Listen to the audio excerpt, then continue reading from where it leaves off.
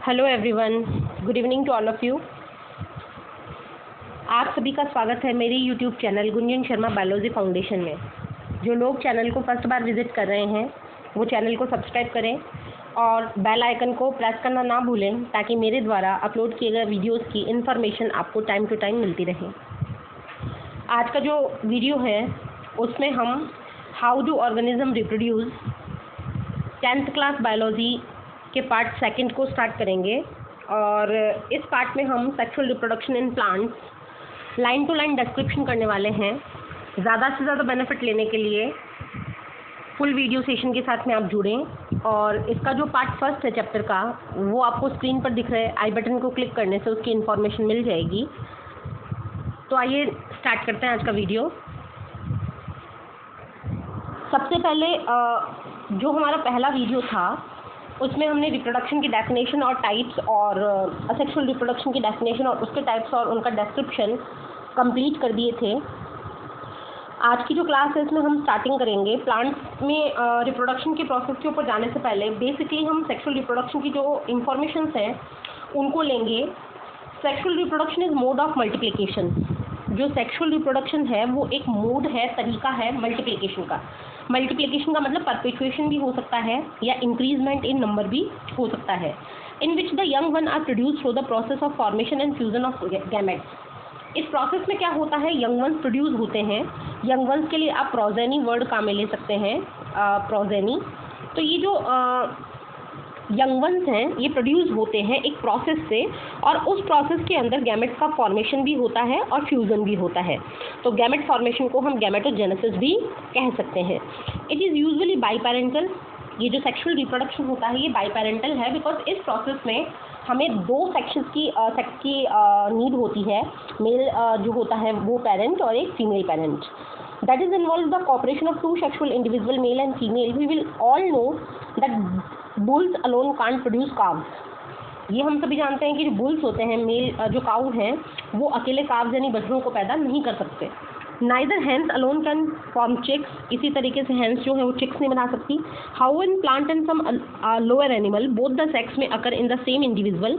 लेकिन कभी कभी क्या होता है जो प्लांट्स हैं और लोअर एनिमल्स हैं उनमें बोथ सेक्स जो होते हैं, मेल फीमेल सेक्स, वो एक ही इंडिविजुअल में होते हैं। उनको हम कहते हैं bisexual organisms. Here self fertilisation can occur और बाइसेक्सुअल जो ऑर्गेनिजम्स हैं उनमें सेल्फ फर्टिलाइजेशन की प्रोसेस होती है। Sexual reproduction in an improvement over asexual reproduction. अब असेक्सुअल रिप्रोडक्शन के ऊपर जब हमने इम्प्रूवमेंट किया, जब नेचर थी उसने नेचुरल सिलेक्शन किया, वेरिएशंस आए, एवोल्यूशन की प्रोसेस हुई, तो नेचर के अंदर असेक्सुअल जो रिप्रोडक्शन था उसके ऊपर इम्प्रूवमेंट होकर सेक्सुअल रिप्रोडक्शन का एक तरीके से हमारे सामने ओरिजिन हुआ एज इट इम्प्रूव हेरिडिटी। और ये जो इम्प्रूवमेंट हुआ हेरिडिटी के रूप में हुआ, transfer of characters from parent to progeny के रूप में हुआ, इंक्रीजेज वेरिएशन, इसके कारण वेरिएशंस आई, डिफरेंसेस आए एंड प्रिवेंट्स ओवर क्राउडिंग। और जो ओवर क्राउडिंग थी उसको इसके थ्रू क्या किया गया, प्रिवेंट किया गया। क्योंकि आपको पता है असेक्सुअल रिप्रोडक्शन के दौरान बहुत ज़्यादा ऑर्गेनिजम्स का फॉर्मेशन हो जाता है जिससे कि ओवर क्राउडिंग होती है अर्थ के ऊपर। लेकिन सेक्सुअल रिप्रोडक्शन में जो प्रोजेनी है उसका जो नंबर है वो एक तरीके से फिक्स रहता है। Why the sexual mode of reproduction. अब हम नेक्स्ट क्वेश्चन ये है हमारा क्वेश्चन के फॉर्म में कि जो सेक्सुअल रिप्रोडक्शन है उसकी नीड क्या है, क्यों सेक्सुअल रिप्रोडक्शन के ऊपर हम डिपेंड हैं।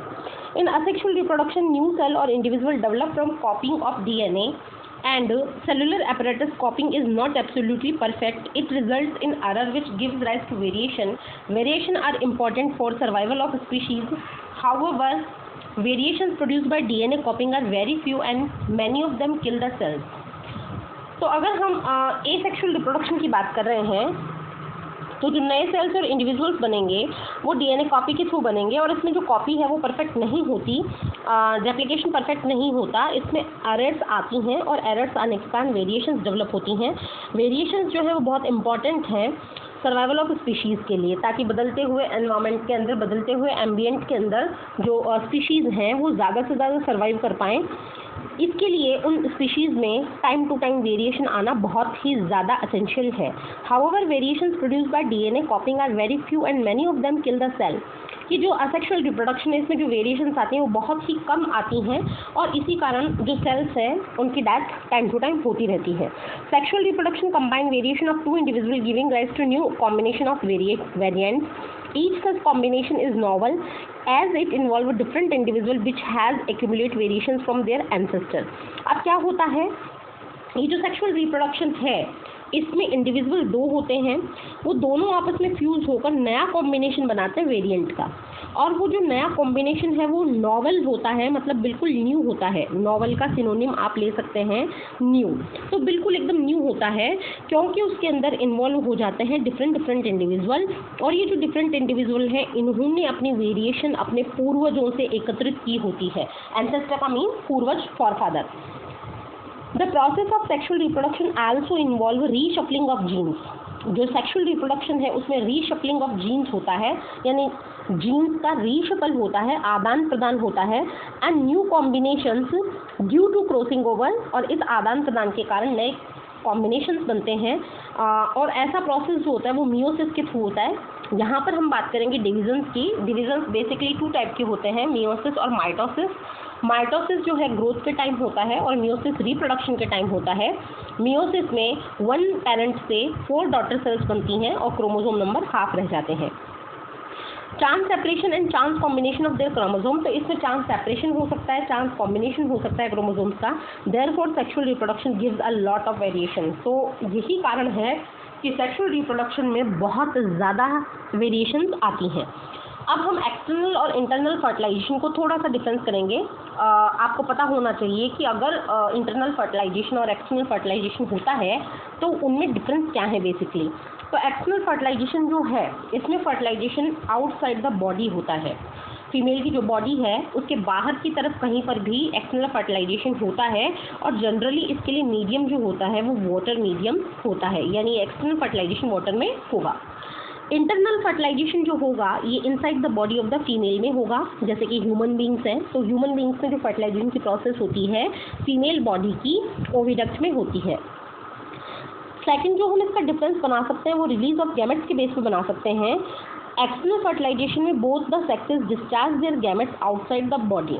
मेल और फीमेल दोनों ही अपने गैमेट्स को लाइक ओवम और स्पर्म्स को बॉडी के बाहर डिस्चार्ज कर देते हैं, जबकि इंटरनल फर्टिलाइजेशन में only male discharges the gametes and that also in the reproductive tract of female the female retain its gametes. तो क्या होगा कि जो इंटरनल फर्टिलाइजेशन है उसमें ओनली मेल अपने स्पर्म्स को डिस्चार्ज करता है फीमेल की जेनिटल ट्रैक्ट में, और फीमेल अपने जो गैमेट्स हैं उनको अपनी बॉडी में रिटेन रखती है, मतलब पास में रखती है। थर्ड जो हम इसका बनाते हैं डिफरेंस, तो श्योरिटी के बेस पे है। तो जो एक्सटर्नल फर्टिलाइजेशन है उस श्योर मेथड नहीं है। क्यों नहीं है श्योर मेथड? क्योंकि गैमेट्स जो थे वो बॉडी के बाहर डिस्चार्ज किए गए। हो सकता है कोई ना कोई प्रेडेटर उन गैमेट्स को नुकसान पहुंचाए, उनको खा जाए या उनको डैमेज कर दे, बट इंटरनल फर्टिलाइजेशन है वो श्योर मेथड है फर्टिलाइजेशन का। अगर एक बार मेल गैमेट फीमेल गैमेट तक पहुंच गए तो फर्टिलाइजेशन की श्योरिटी इंटरनल फर्टिलाइजेशन में होती है। नेक्स्ट जो हम फोर्थ डिफरेंस बनाते हैं वो एम्ब्रियो के बेसिस पे बनाते हैं। एक्सटर्नल फर्टिलाइजेशन में एम्ब्रियो जो डेवलप होता है वो अनप्रोटेक्टेड रहता है, उसको कोई केयर नहीं मिलती, ना पेरेंटल केयर मिलती है ना मैटरनल केयर मिलती है outside of the body of female, क्योंकि वो होता कहाँ पर है? आउटसाइड। तो एक्चुअल में उसको कोई केयर नहीं मिल पाती और वो जो है वल्नरेबल बना रहता है, संकटग्रस्त बना रहता है अपने प्रीडेटर्स के थ्रू। इंटरनल फर्टिलाइजेशन में जो एम्ब्रियो है वो प्रोटेक्टेड रहता है बट में डेवलप आउटसाइड और inside the body of the female, लेकिन वो बाहर भी डेवलप हो सकता है और अंदर भी डेवलप हो सकता है। जहाँ भी उसका डेवलपमेंट हो पर उसको केयर ज़रूर मिलेगी, चाहे वो पेरेंटल केयर हो चाहे वो मैटरनल केयर हो। नेक्स्ट हम देखते हैं एग्जांपल्स। तो एक्सटर्नल फर्टिलाइजेशन के एग्जांपल होंगे आपके फिशेज जो फिशीज में आती हैं, एम्फीबियंस हैं जैसे कि फ्रॉग है, टोड है, सैलामेंडर है। और इंटरनल फर्टिलाइजेशन में हमारे रेप्टाइल्स हैं जिसमें कि आपके क्रोकोडाइल्स आते हैं, टेस्ट्यूडो और ये जितने भी आपके मतलब ये आती हैं, लिजार्ड्स आती हैं, स्नेक्स आते हैं, बर्ड्स, मैमल्स, इंसेक्ट्स और स्पाइडर्स जो हैं ये सब इंटरनल फर्टिलाइजेशन के एग्जाम्पल हैं। अब हम देखते हैं सेक्सुअल रिप्रोडक्शन के सिग्निफिकेंस। क्या क्या महत्व है। ये जो हम टॉपिक कर रहे हैं ये सभी टॉपिक बहुत इंपॉर्टेंट है, सबके ऊपर क्वेश्चन कहीं ना कहीं से बनते रहते हैं। तो सबसे पहला जो सिग्निफिकेंस होता है वो होता है वेरिएशंस का, कि सेक्सुअल रिप्रोडक्शन के कारण क्या आती है, variation due to reshuffling of chromosome and crossing over. Chromosomes के आदान प्रदान के कारण sexual reproduction bring about variation in almost all characters. Sexual reproduction में बहुत सारी वेरिएशंस आती हैं हर लक्षण के अंदर, so that no two individual are similar. यही कारण है कि दो इंसान आपस में सेम नहीं होते। Variations are essential for recognition, हमें पहचानने के लिए, इंडिविजुअलिटी को पहचानने के लिए और कंपिटिटिवनेस करने के लिए बहुत ज़्यादा आवश्यकता होती है वेरिएशंस की। They may not protect individual under adverse conditions but survival of species depend upon pre adaptive variations. ये किसी इंडिविजुअल को तो नहीं बचा पाती वेरिएशन, बट अगर हम स्पीशीज टू स्पीशीज इसको एक्यूमुलेट करते जाएंगे तो फाइनली स्पीशीज जो है एडवर्स कंडीशन में अपने आप को प्री अडॉप्टिव बना पाएगी। सेकेंड जो है सेक्सुअल रिप्रोडक्शन के कारण होती है बेटर एडेप्टेबिलिटी, ये भी इसका सेकंड सिग्निफिकेंस है। Increase variability due to sexual reproduction is helpful to organism in better adaptability to changes in environment. Situation ऐसी है कि अगर हम अपने एनवायरनमेंट को चेंज करते जा रहे हैं, जैसे अभी हम देखें तो टेम्परेचर कंटिन्यू इंक्रीज होता जा रहा है, ग्लेशियर्स जो हैं मेल्ट होते जा रहे हैं, ओशन का जो लेवल है time to time year to year increase होता जा रहा है। तो जो पहले मैक्सिमम टेम्परेचर हमारा 40 या 42 के आसपास रहता था, जनरली वो 47, 48, 49 तक पहुंच रहा है।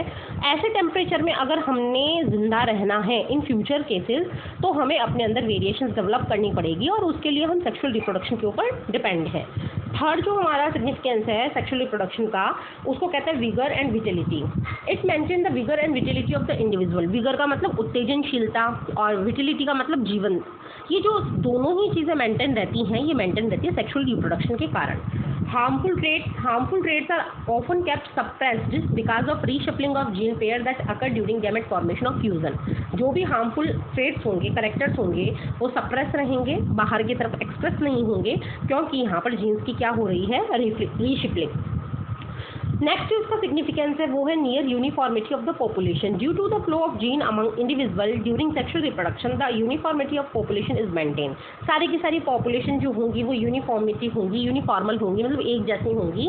Where there is a broad resemblance of all the individual with one another. और यहाँ पर सारे के सारे ऑर्गेनिज्म एक दूसरे से रिजम्बल का मतलब समान होंगे, सभी के अंदर एक समानता दिखेगी। नेक्स्ट और लास्ट जो है सिग्निफिकेंस वो है इसका evolution. Genetic changes brought about by sexual reproduction play an important part in evolution of the new form. आपको पता है what do you mean by evolution, इसको हम नेक्स्ट चैप्टर में बहुत डिटेल में पढ़ने वाले हैं। पूरा चैप्टर ही इवोल्यूशन पे बेस्ड है, फिर भी हम डेफिनेशन की बात करते हैं। एक ऐसी प्रोसेस जिसमें primitive organism old organism advance organism यानी न्यू ऑर्गेनिज्म में कन्वर्ट हो, वो प्रोसेस कहलाती है एवोल्यूशन। और एवोल्यूशन जो है by the help of the variations takes place, तो ये वेरिएशंस के थ्रू ही होता है। नेक्स्ट हमारा टॉपिक है differences between asexual and sexual reproduction, कि एसेक्सुअल रिप्रोडक्शन और सेक्सुअल रिप्रोडक्शन में क्या अंतर है। पहला जो डिफरेंस है वो पेरेंट्स का है। Asexual reproduction is uniparental and sexual reproduction is generally by parental. तो आप जो है इसके की पॉइंट्स को अंडरलाइन करके इनके ऊपर बेहतर तरीके से नोट्स बना सकते हैं कि एसेक्सुअल रिप्रोडक्शन यूनिपेरेंटल यानी एक पेरेंट के थ्रू होता है और सेक्सुअल रिप्रोडक्शन जो बाई पेरेंटल है 2 पेरेंट्स के थ्रू होता है। सेकेंड जो डिफरेंस है वो गैमेट्स के बेस पे है। असेक्सुअल रिप्रोडक्शन में gametes are not formed, gametes नहीं बनते, जबकि सेक्सुअल रिप्रोडक्शन में गैमेट्स आर ऑलवेज फॉर्म, यानी जो गैमेट्स हैं वो हमेशा इनका निर्माण होगा। डिवीजन की बात करें, all the divisions are mitotic in asexual reproduction. तो माइटोटिक क्या होते हैं, जिसमें एक पेरेंट सेल से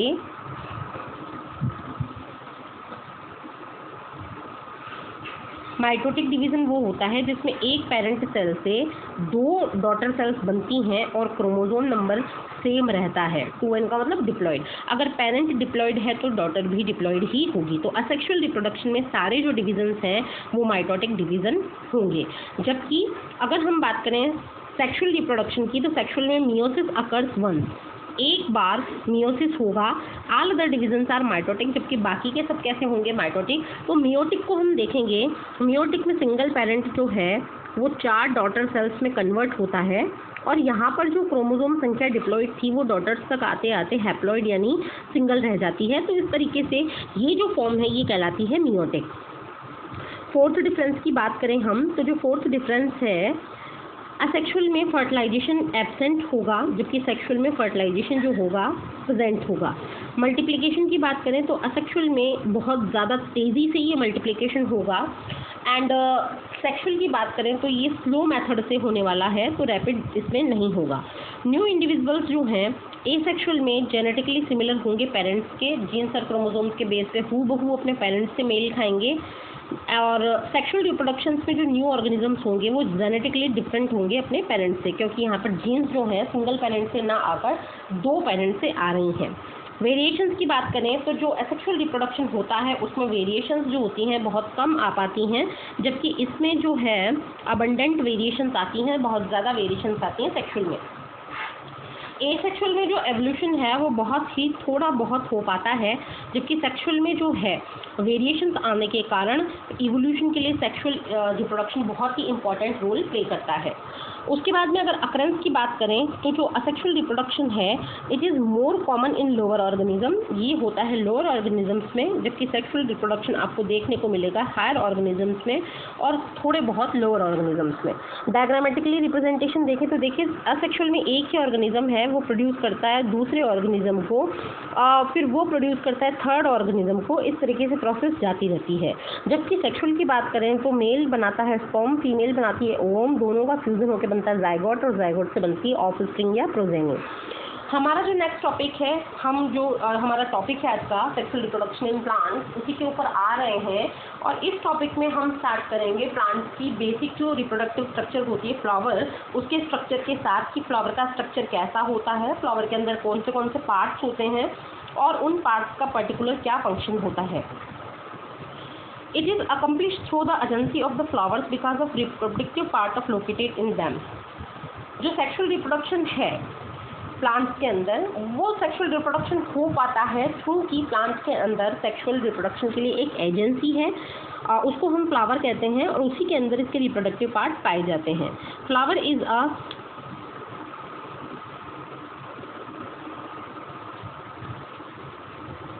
इज अ कंडेंस्ड शूट आपको पता है ऐसा जो पार्ट होता है जिससे लीफ, ब्रांचेस वगैरह, स्टेम वगैरह बनती हैं, जो प्लूम्यूल से डेवलप होता है उसको हम कहते हैं शूट। तो शूट जब कंडेंस हो जाता है तो कंडेंस होने के कारण वो फ्लावर के रूप में कन्वर्ट होता है, which is specialised to carry out sexual reproduction, और इसमें सेक्सुअल रिप्रोडक्शन की प्रोसेस होती है। It is borne over stalk called pedicel. ये आपको पेडिसिल दिखाई दे रही है यहाँ पे नीचे की तरफ ग्रीन कलर की।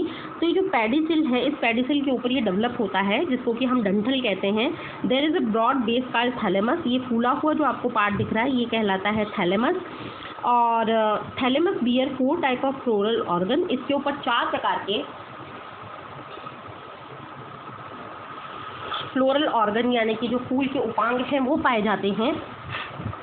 ये जो 4 ऑर्गन हैं इनके जो सीक्वेंस वाइज नेम है वो हैं sepals, petals, stamens and carpels. तो sepals and petals have no direct function in sexual reproduction, they are called accessory. इसको हम कहेंगे असेसरी का मतलब सहायक। तो जो सहायक अंग होते हैं वो फर्टिलाइजेशन के अंदर अपनी हेल्प देते हैं, इसीलिए इनको नॉन असेंशियल फ्लोरल ऑर्गन भी कहते हैं। Stamen and carpel are essential floral organ. Essential का मतलब आवश्यक, क्योंकि फर्टिलाइजेशन की प्रोसेस इन्हीं की वजह से होगी इसलिए ये ऑर्गन कहलाते हैं essential. As they take part in sexual reproduction, stamen are male reproductive organ while carpels are female reproductive organ. 1 number में ये जनरली क्वेश्चन पूछ लिया जाता है। What is the male reproductive organ in plants? No male reproductive, तो स्टेमन, और female reproductive पूछा जाए तो वो कार्पल। कार्पल्स के लिए एक नया नाम हम काम में ले सकते हैं, उसको हम कहेंगे pistil, PISTIL, pistil. Flowers are called unisexual. Flowers को हम यूनिसेक्सुअल कहेंगे if they have only 1 type reproductive organ, या तो उसमें स्टेमन हो या फिर उनमें कार्पल्स हो। तो अगर उनमें से एक ही उनमें ऑर्गन पाया जाएगा तो फ्लावर कहलाएंगे यूनिसेक्सुअल। जैसे यूनिसेक्सुअल के एग्जांपल हैं पपाया, वाटरमेलन। मोस्ट इंपॉर्टेंट कर लीजिएगा, बार बार कॉम्पिटिटिव एग्जाम्स में आपके क्वेश्चन पूछा जाता है कि what is the example of the unisexual flower. तो पहला एग्जांपल है पपाया, दूसरा है वाटरमेलन। इनके अंदर या तो आपको स्टेमन्स मिलेंगे या फिर कार्पल्स मिलेंगे। नेक्स्ट है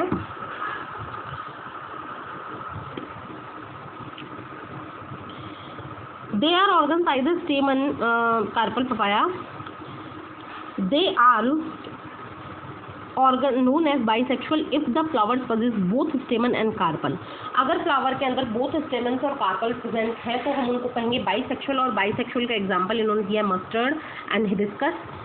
plants with unisexual flowers are called monoecious. जो यूनिसेक्सुअल होते हैं उनको मोनोशियस भी कहते हैं।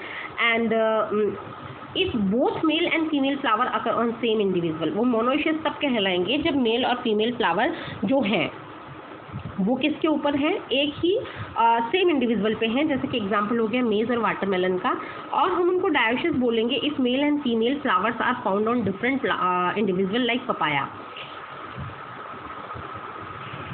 नेक्स्ट उसके बाद में हम स्टार्ट करते हैं सेपल से। जो सेपल है, सेपल का ग्रुप आपस में क्या कहलाएगा, सेपल्स आपस में ग्रुप बनाकर इनका एक नया नाम होगा। उस नए नाम को हम कहेंगे calyx.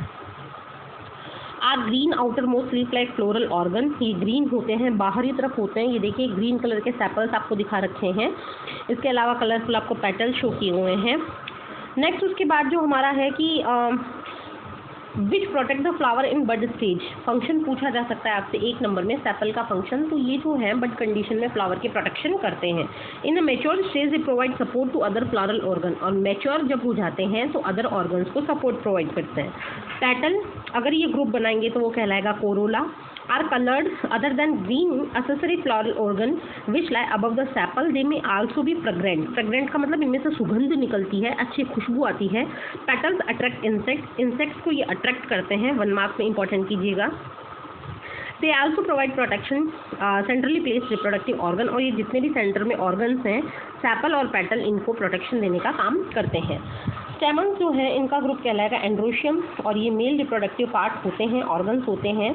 And each स्टेमन has slender like card filament. तो ये देखिए इसमें ये ऐसा स्ट्रक्चर आएगा। 2 जो लोब हैं ये तो कहलाएंगे एंथर। और ये जो नीचे आपको शो हो रहा है ये कहलाएगा filament. There is a terminal knob like swelling called anther. Anther has 2 lobe. ये 2 लोब होंगी इसमें जॉइंट टुगेदर बाय कनेक्टिव। ये कनेक्टिव यानी कनेक्टिव से आपस में जुड़ी रहेंगी, इसको कहते हैं connective. And they produce yellowish colour powder haploid pollen grain. इनमें से येलो कलर की जो है पॉलन ग्रेन्स रिलीज होंगे। और ये पॉलन ग्रेन्स जो है वो मियोसिस के कारण बनते हैं। एक पेरेंट सेल से 4 डॉटर सेल्स डेवलप होती हैं। ये देखिए एंथर है, कनेक्टिव शो किया हुआ है, फिलामेंट्स है, पॉलन ग्रेन शो किए हुए हैं, पॉलन सेक्स दिखा रखे हैं, फिलामेंट्स है। इस तरीके से ये TS लेकर आपको एंथर का शो किया गया है।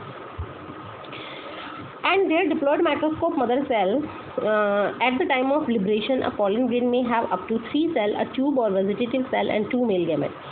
तो जैसे ही माइक्रोस्पोर मदर सेल में मियोसिस होगा, माइक्रोस्पोर्स बनेंगे, आगे जाके वो पॉलन ग्रेन बनाएंगे। और पॉलन ग्रेन्स जो हैं जैसे ही फ्लावर में से बाहर लिबरेट होंगे, निकलेंगे, तब उनमें 3 सेल्स पाई जाएंगी। एक सेल होती है ट्यूब सेल जिसको कि हम वेजिटेटिव सेल भी कहते हैं। और 2 सेल्स के रूप में होंगे 2 मेल गैमेट। नेक्स्ट हम देखते हैं कार्पल्स। कार्पल्स का दूसरा नाम होता है पिस्टिल और इनका ग्रुप कहलाता है gynoecium. From the central female reproductive organ, ये सेंट्रल फीमेल रिप्रोडक्टिव ऑर्गन है। Flower with 1 carpel is called monocarpous. ऐसा फ्लावर जिसके पास में एक कार्पल है उसके लिए टर्म काम में आएगी मोनोकार्पस। और अगर बहुत सारे कार्पल्स हैं तो टर्म काम में आएगी पॉलीकार्पस।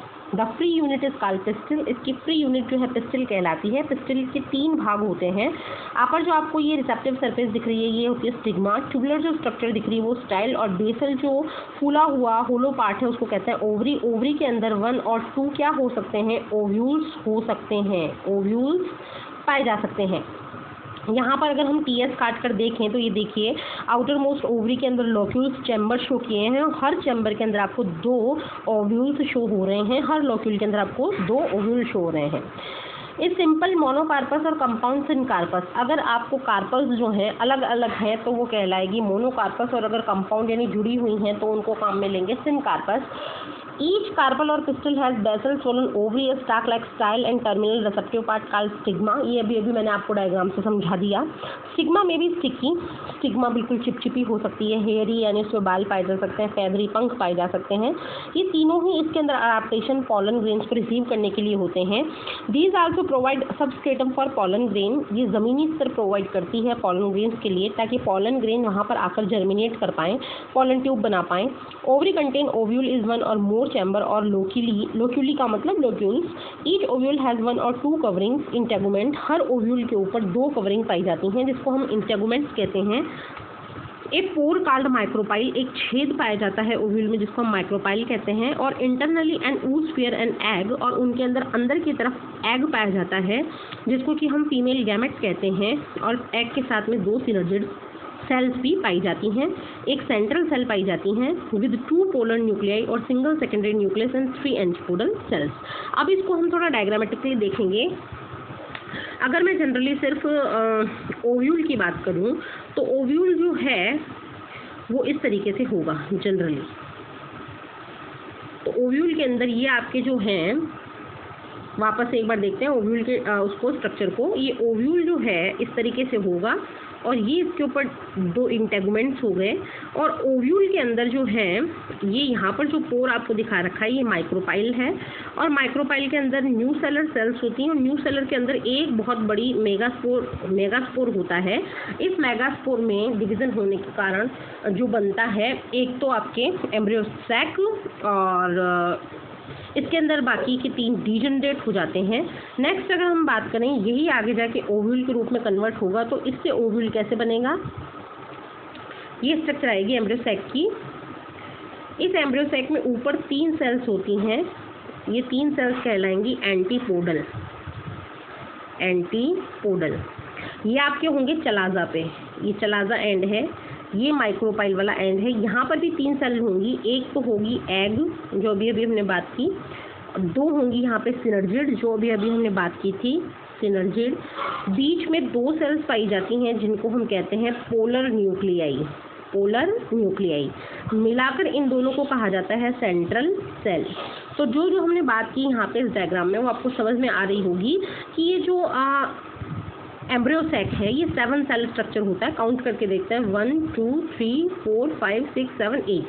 तो ये न्यूक्लियस के बेस पे तो 8 न्यूक्लियस है और सेल्स के बेसिस पे देखिए 1 2 3 4 5 6 7। ये जो बीच वाली जो 2 न्यूक्लियस है उनको एक सेल के रूप में काउंट करना पड़ेगा। तो जो एम्ब्रियो सैक होता है 7 सेल एंड 8 न्यूक्लियस स्ट्रक्चर होता है। ये इस तरीके से डायग्राम है। आई होप आपको डायग्राम समझ में आ गया होगा।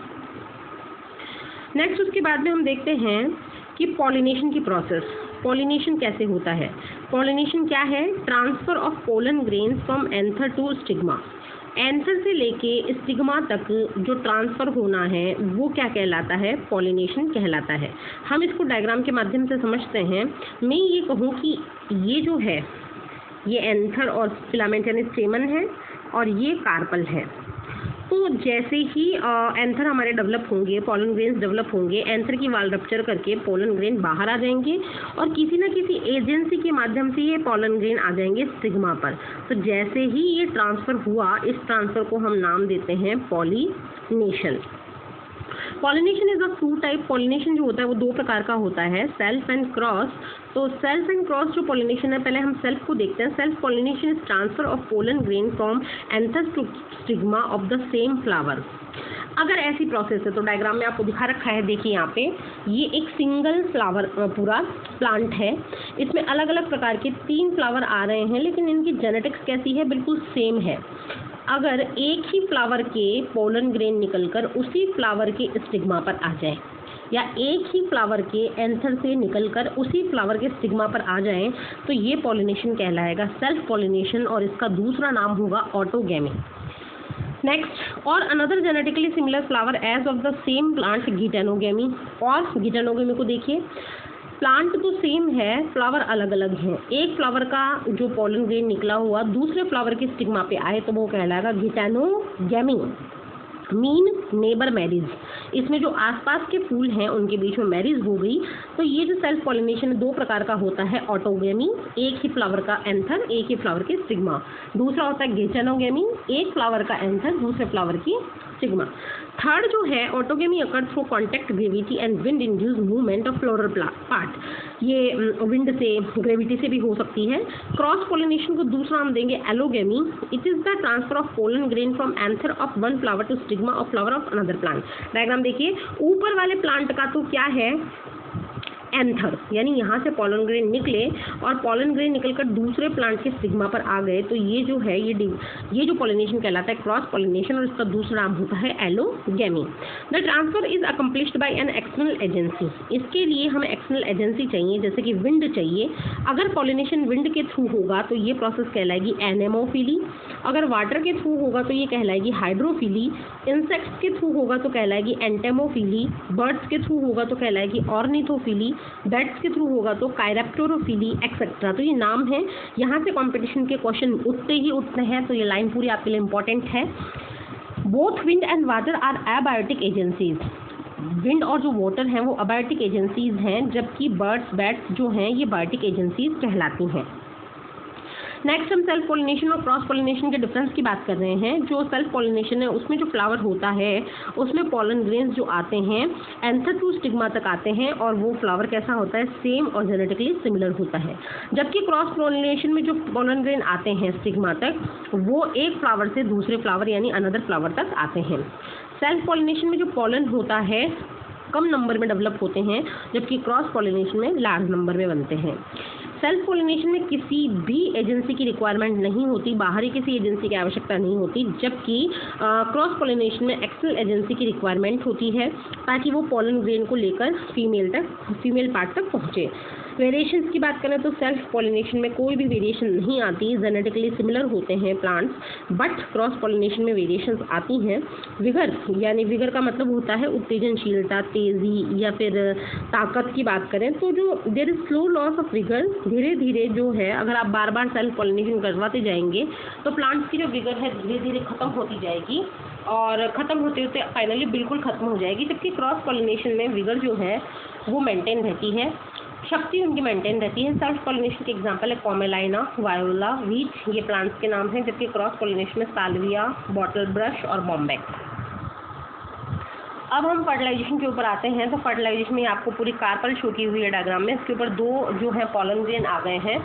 कभी भी दोनों पॉलन ग्रेन्स का डेवलपमेंट नहीं होता, कोई ना कोई एक पॉलन ग्रेन ही वहाँ पर डेवलप हो पाता है। After fertilization after falling over stigma, जैसे ही स्टिग्मा पर पॉलन ग्रेन आते हैं ये पानी को एब्जॉर्ब करते हैं, न्यूट्रिएंट्स को एब्जॉर्ब करते हैं और एक लंबी सी पॉलन ट्यूब बनाते हैं। ये देखिए आपको ये शो हो रही है पॉलन ट्यूब बनी हुई। पॉलन ट्यूब ग्रोथ हो स्टाइल से होती हुई आगे बढ़ती है, रीच द ओवरी तक पहुंच जाती है, ये यहाँ तक पहुंच गई है। And its tip contain a tube nucleus, इसके अंदर एक ट्यूब न्यूक्लियस होता है जिसको वेजिटेटिव न्यूक्लियस भी कहते हैं। 2 मेल गैमेट्स होते हैं जिनको स्पर्म सेल्स कहा जाता है, जो कि आपको डायग्राम में आसानी से शो हो रही हैं मेल गैमेट्स के रूप में।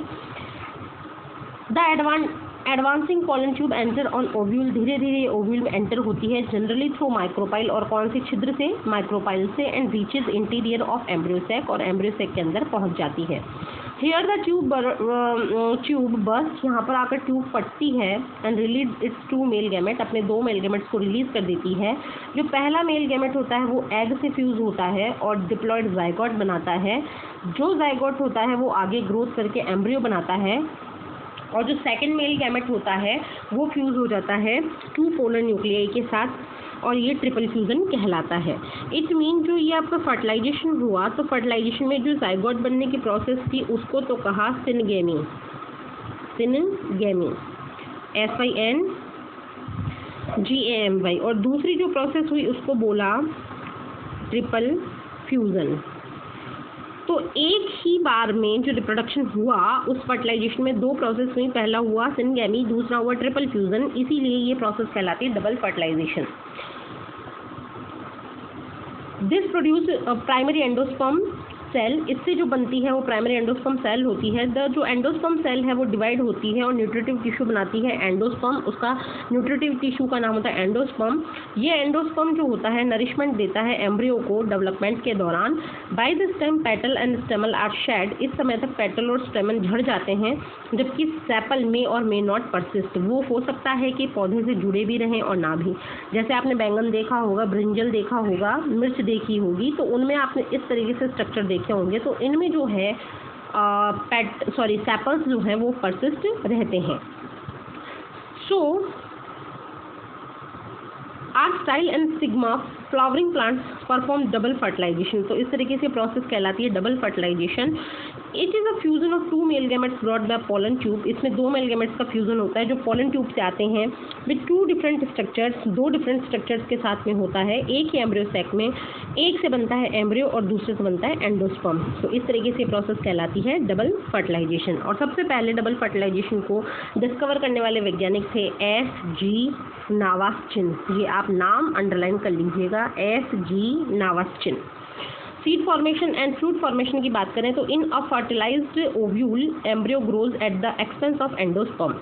एम्ब्रियो का जो डेवलपमेंट होता है वो एंडोस्पर्म की वजह से होता है, क्योंकि एंडोस्पर्म उसको न्यूट्रिशन प्रोवाइड करता है।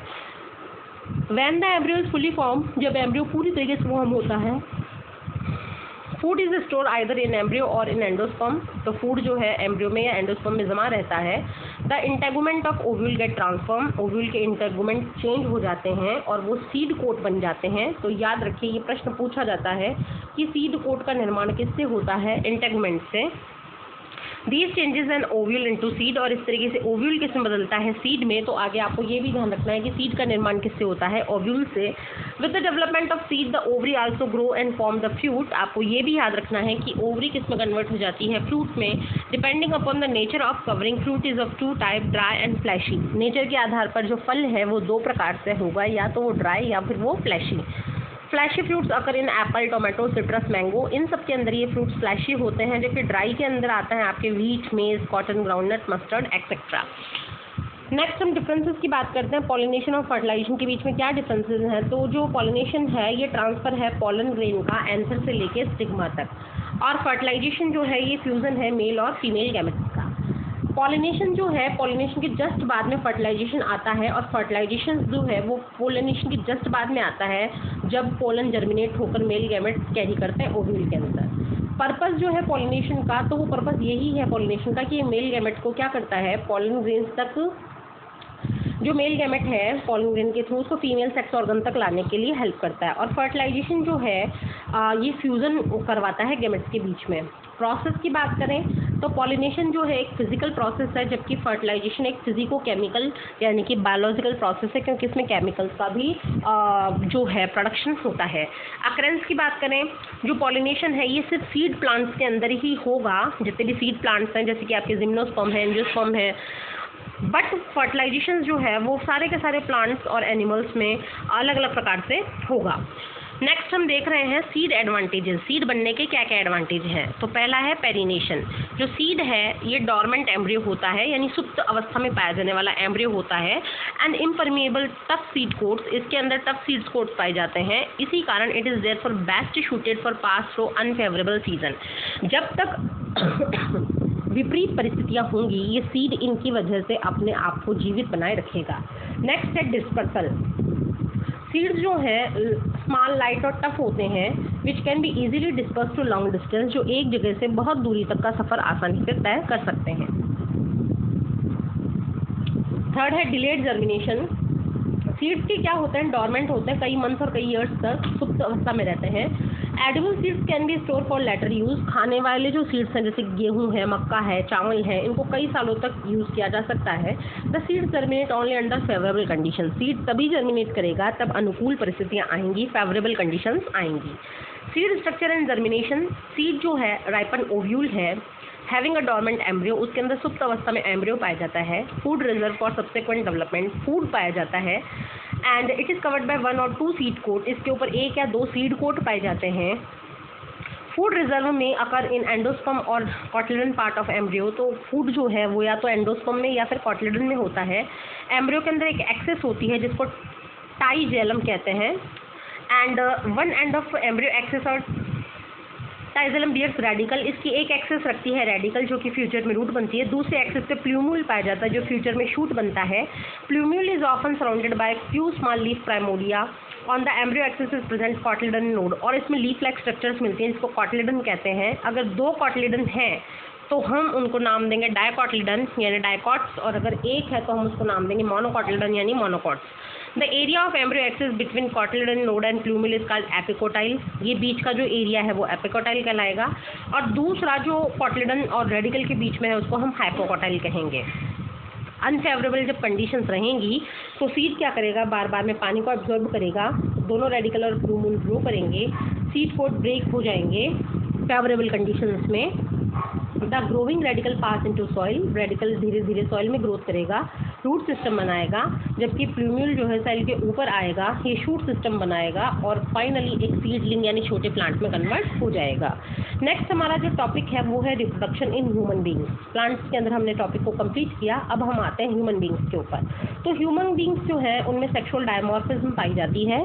बाहर से देखने पर हमें पता लग जाता है कि ये मेल है और ये फीमेल है, तो ये प्रोसेस कहलाती है सेक्सुअल डायमॉर्फिज्म। ये यूनी सेक्सुअल होते हैं। दे रिप्रोड्यूस ओनली सेक्सुअल, ये सेक्सुअल तरीके से ही रिप्रोडक्शन करते हैं। The ability sexual reproduction appear late, इनके अंदर जो एबिलिटी है ये बहुत लेट आती है। Before that a number of changes अकर, और जब तक इनमें सेक्सुअल डेवलपमेंट की मैच्योरिटी आती है तब तक उनमें बहुत सारे बदलाव आते हैं। हाइट इंक्रीज होती है क्लास 2 से लेकर क्लास 10 के बीच में, बॉडी वेट भी इंक्रीज होता है, और समटाइम टू मच, कभी कभी बहुत ज़्यादा हो जाता है। मिल्क टीथ जो होते हैं वो शेड होते हैं, झड़ते हैं और उनकी जगह परमानेंट टीथ आते हैं। A sprout of growth is a spurt growth is experience between class 8th to 10th। बहुत तेज़ी से ग्रोथ जो है वो 8th से लेकर 10th तक के बीच में देखने को मिलती है।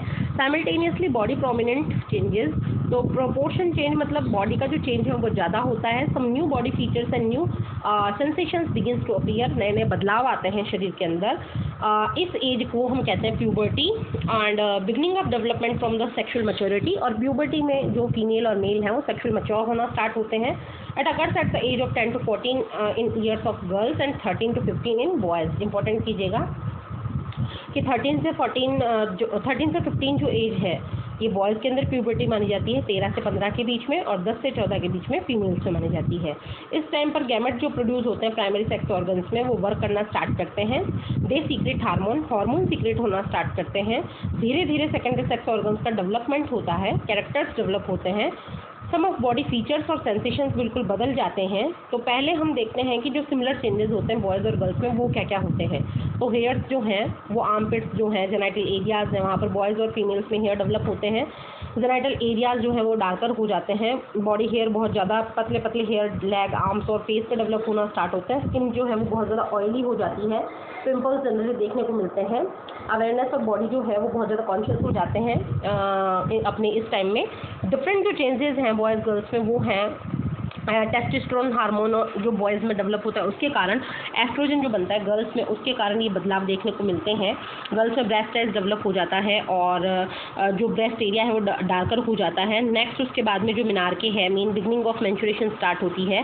पेल्विक एरिया जो है, हिप्स के जो एरिया और डाउन टू स्टोमक जो एरिया है वो बहुत ज़्यादा ब्रॉड हो जाता है। डिपोजिशन फैट का जो होता है वो बढ़ने लग जाता है। उसके अलावा जो स्किन है वो बहुत ज़्यादा वेस्कुलराइज हो जाती है।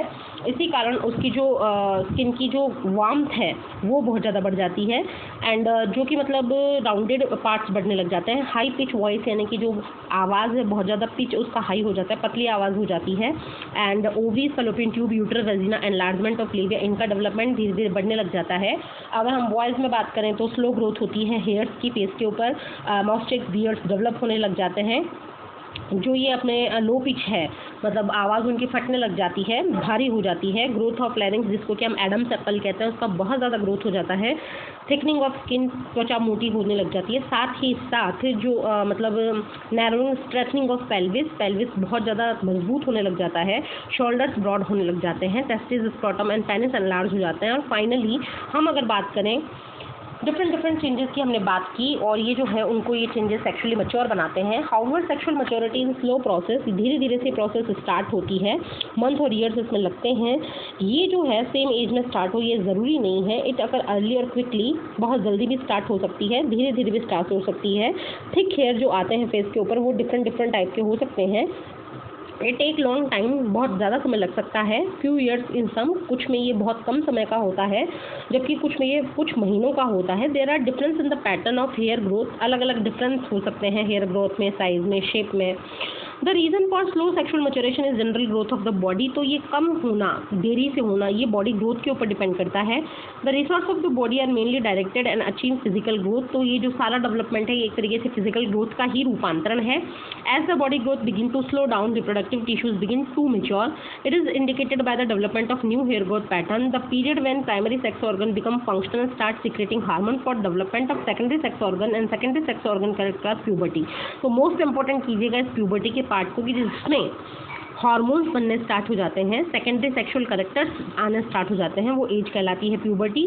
और जिस the period between first sign of puberty and achievement of complete sexual maturity called adolescence. जब से प्यूबर्टी आएगी फर्स्ट डे से और तब तक जब तक सेक्सुअली मैच्योर नहीं हो जाते तब तक आप पूरा पीरियड कहलाएगा adolescence. And sexual reproduction is a specialized function when reproductive tissue must not only the mature but also capable of carrying out of functions of reproduction and formation of new individual. Adolescence के दौरान जो new sales बनाने का process है या फिर reproduction की process है वो करने लायक जो ऑर्गेनिज्म है वो हो जाता है। It involve transfer of male gametes and female gametes. जो मेल गैमेट्स हैं वो ट्रांसफ़र करने योग्य हो जाते हैं फीमेल जो जेनिटल ट्रैक्ट है उसमें। द एबिलिटी ऑफ द जो इरेक्ट होने की एबिलिटी है एक्सटर्नल जेनिटल या ऑर्गन्स की वो ज़्यादा बढ़ जाती है। एंड मिलियन ऑफ स्पर्म्स जो हैं वो सेक्सुअल एक्ट के थ्रू डिस्चार्ज किए जाते हैं। As the fertilization to occur inside the body, female के अंदर ही ये फर्टिलाइजेशन की प्रोसेस होती है और जो बेबी है वो मदर बॉडी के अंदर लगभग 9 महीने तक कैरी किया जाता है मदर के थ्रू। और जो मदर की फीमेल रिप्रोडक्टिव सिस्टम्स हैं वो मैच्योर हो जाते हैं एंड जो कि मतलब नरिशमेंट देने के लिए मेमरी ग्लैंड्स जो हैं वो बिल्कुल तरीके से डेवलप हो चुकी होती हैं। सेक्स ऑर्गन और सेक्स कैरेक्टर्स की बात करें तो ये जो सेक्स ऑर्गन्स हैं ये जर्म सेल्स या गैमेट्स बनाते हैं और जो गैमेट्स हैं वो बनाने के कारण इनको प्राइमरी सेक्स ऑर्गन्स कहते हैं। जैसे कि मेल के अंदर तो होगा टेस्टिस और फीमेल के अंदर होंगी ओवरीज। प्राइमरी सेक्स ऑर्गन के 2 काम होते हैं, एक तो हार्मोन प्रोड्यूस करना और एक गैमेट्स प्रोड्यूस करना। ये जो हार्मोन्स प्रोड्यूस होते हैं उनके कारण जो बॉडी के अंदर कैरेक्टर आते हैं उनको सेकेंडरी सेक्सुअल कैरेक्टर्स कहते हैं। और ये सेकेंडरी सेक्स ऑर्गन्स हैं जैसे कि फैलोपियन ट्यूब है, यूट्रस है, वास differentia, penis, prostate, seminal vesicle. तो ये इनके बारे में हम जब नेक्स्ट टॉपिक लेंगे तब उसके बारे में डिस्कस करेंगे। Characters which distinguish a mail and female at the time of birth eight called primary sex organ. और जिनकी वजह से मेल और फीमेल को बर्थ के समय डिफ्रेंशिएट करते हैं उनको हम प्राइमरी सेक्स ऑर्गन कहते हैं। एंड इस तरीके से हम डिफरेंसेस देख रहे हैं प्राइमरी और सेकेंडरी सेक्स ऑर्गन्स का।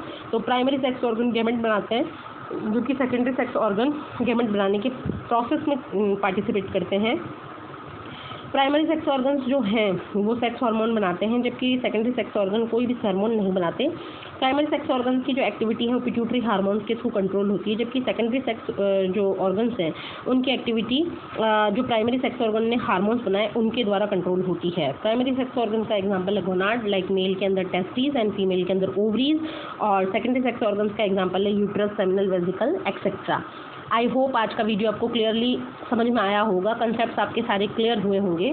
फिर भी आपको कोई प्रॉब्लम है तो आप कमेंट सेक्शन में लिखकर मुझे बता सकते हैं। आपने फीडबैक कमेंट सेक्शन में लिखा कीजिए, ज़्यादा से ज़्यादा वीडियो को लाइक किया कीजिए और शेयर किया कीजिए ताकि वीडियोज़ का बेनिफिट हर स्टूडेंट को प्राप्त हो सके। तब तक के लिए हैव अ नाइस डे।